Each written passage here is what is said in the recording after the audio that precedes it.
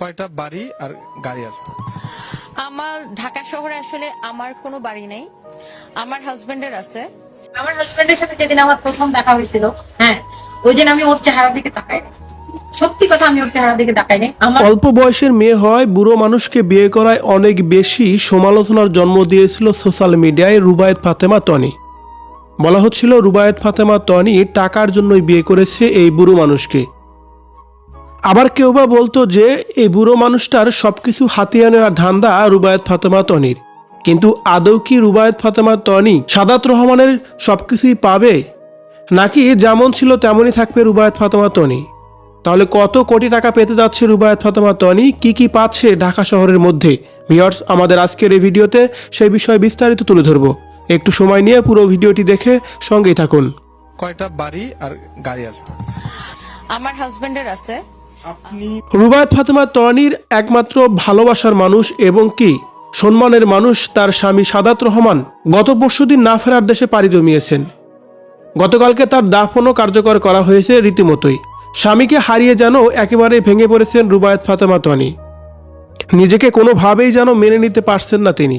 এদিকে প্রশ্ন দেখা দিয়েছে, রুবায়েত ফাতেমা তনির স্বামী সাদাত রহমান তো মারাই গেছে, এখন তাহলে কত কোটি টাকা এবং কি পাচ্ছে রুবায়েত ফাতেমা তনি?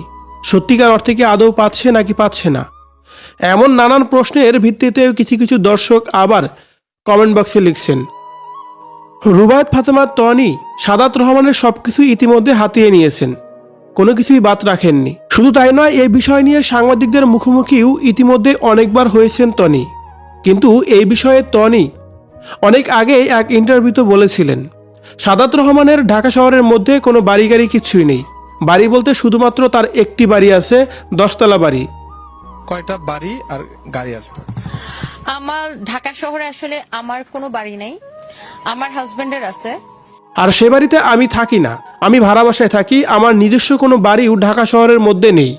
এ সময় তনি এটাও স্বীকার করেন যে সাদাত রহমান অনেক বড় একটি বিজনেসম্যান, তার অনেক টাকা পয়সা আছে, সে অনেক স্বাচ্ছন্দ্যবোধভাবে চলতো, কিন্তু তার কোনো কিছুর প্রতিই লোভ ছিল না রুবায়েত ফাতেমা তনির, এমনটি বলেছিল।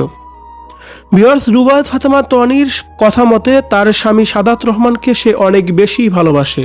আর এই বুড়ো বয়সেও সাদাত তাকে অনেক বেশি ভালোবেসেছে, টেক কেয়ার করেছে। স্বামী হিসাবে তার কাছে একজন মানুষ। তার স্বামীর কাছে কোনো কিছুই চাওয়া ছিল না, পাওয়ারও ছিল না। সেই মানুষটাকেই সবসময় চাইতো, যার কারণে শেষ পর্যন্ত তার কোটি টাকা খরচ করেও স্বামীকে বাঁচানোর জন্য আপ্রাণ চেষ্টা করেছে তনি।